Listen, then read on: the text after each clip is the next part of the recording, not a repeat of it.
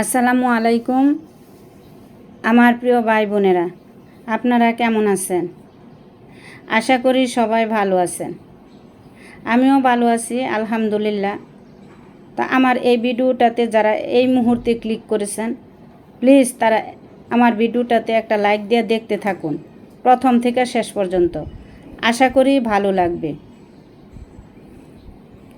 তা আমার ভিডিওটা যে যেখান থেকে দেখতেছেন, ছোট বড় সবাইকে জানাই আমার অন্তরের অন্তঃস্থল থেকে অফুরন্ত ভালোবাসা।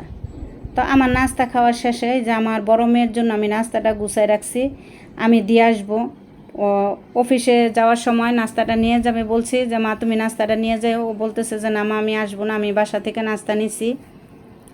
তারপরও ভাবলাম যে না আমি একটু আগে নিয়ে দিয়ে আসি। তো মা ওই মা হলো স্নেহের ভাণ্ডার, যা কখনো শেষ হয় না। এই পৃথিবীতে মায়ের মতো আপন কেহ নাই। তো আপনাদের সাথে গল্প করতে করতে এই যে রান্নাতে চলে আসলাম। আমি আজকে বুটের ডাউল দিয়া রুই মাছের মাথা দিয়ে রান্না করব। তো বুটের ডাউলটা বেশি ভালো লাগে মাংস দিয়ে, যেই মাংসই হোক, গরুর মাংস আর মুরগির মাংস যাই হোক, মাংস দিয়ে আমার কাছে ভালো লাগে। তো দুইটাই ভিজাইছিলাম। তো মাংস দিয়ে রান্না করি নাই, আমি মাথা দিয়েই রান্না করতেছি। তো খাওয়ার পরে বয়স দিতেছি। তো আমার কাছে মাংস দিয়েই অনেক ভালো লাগে, মাছ দিয়েও ভালো লাগে, মোটামুটি এত একটা বেশি ভালো লাগে না আমার কাছে। আমার কাছে মাংসটা দিয়ে রান্না করলে যেই ভালো লাগে, আমার কাছে মাছ দিয়ে সেরকম লাগে নাই। তা আপনারা যারা আমার ভিডিওটা দেখতেছেন, আমার ভিডিওটার কোনো অংশে যদি আপনাদের ভালো লাগে তাহলে আমার ভিডিওটাতে একটা ফলো দিয়ে দিবেন যারা ফেসবুক থেকে দেখতেছেন।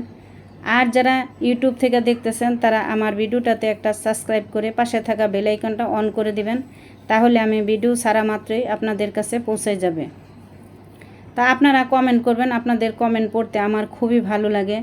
হয়তো একটু দেরি হয় কারণ আমি কাজটা শেষ করে অবসর সময় আইসা তারপরে আমি ভিডিওটাতে দেখি, যাই কমেন্টে যাই, গিয়া দেখি যারা যারা কমেন্ট করেন আমি দেখা মাত্রই তাদের চ্যানেলে ঢুইকা তাদেরকে আমি বন্ধু বানায় আসি। কারণ আমি যাদের বন্ধু বানাইছি তারা তো আসেনি, আর যারা নতুন বন্ধু আমারে কমেন্ট করেন তাদেরকে আমি সাথে সাথে বন্ধু বানায় চলে আসি।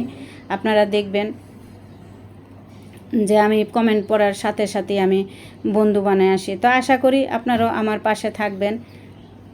কাউকে সারা জীবনের জন্য কাছে রাখতে চাইলে তাকে প্রেমের বাঁধনে নয়, তাকে বন্ধুত্বের বাঁধনে বাঁধতে হবে। তো এই যে আপনাদের সাথে গল্প করতে করতে আমার রান্না বান্না শেষ, গোসল করে নামাজ পড়ে খাইতে আসলাম। তা আপনারাও সবাই আসেন আমার সাথে খাইতে। তো আজকের মতো এখানে বিদায় নিচ্ছি। সবাই ভালো থাকুন, সুস্থ থাকুন। আল্লাহ হাফেজ।